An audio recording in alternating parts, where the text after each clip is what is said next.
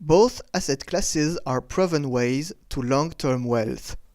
Let's concentrate on long-term strategies like buy and hold in order to make it easier to compare stocks with real estate. Already this assumption brings us to the first result. Stocks are much more liquid than real estate. You can sell your 7 shares of Amazon within 1 minute, but you may need a few months to get rid of your property.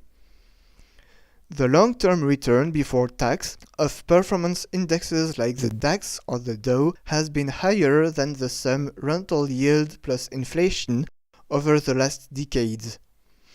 Of course, it depends on many factors like which stocks you consider, which location you consider, and at which time you entered the market.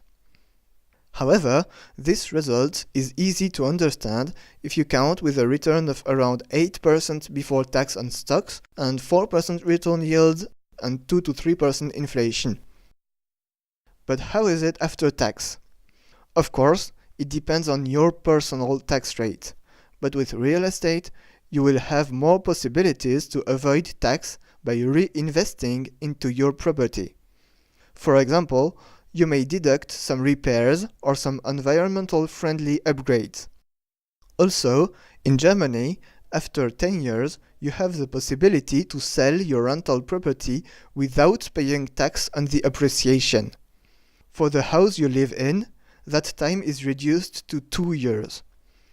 This is currently not possible with stocks, but this is based on value appreciation, whereas it often makes sense to concentrate on cash flow. With stocks, the cash flow is based on dividends. As you generally don't use credit leverage, your cash flow is usually positive.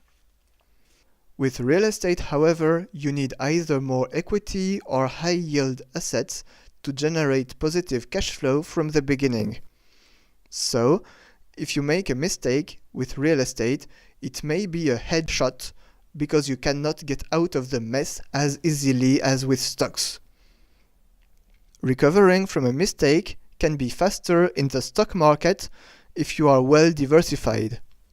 Diversification is easier to reach with shares than with real estate because you need less money to start a new investment. Both asset classes require knowledge to avoid losing money. The knowledge you need is quite different in both cases. With stocks, you may have your own analysis of the business, the market, risks, and potential of different companies in different sectors. With real estate, you may compute figures for one special property, its location, the job opportunities in the area, the local tenants, tax, and repairs.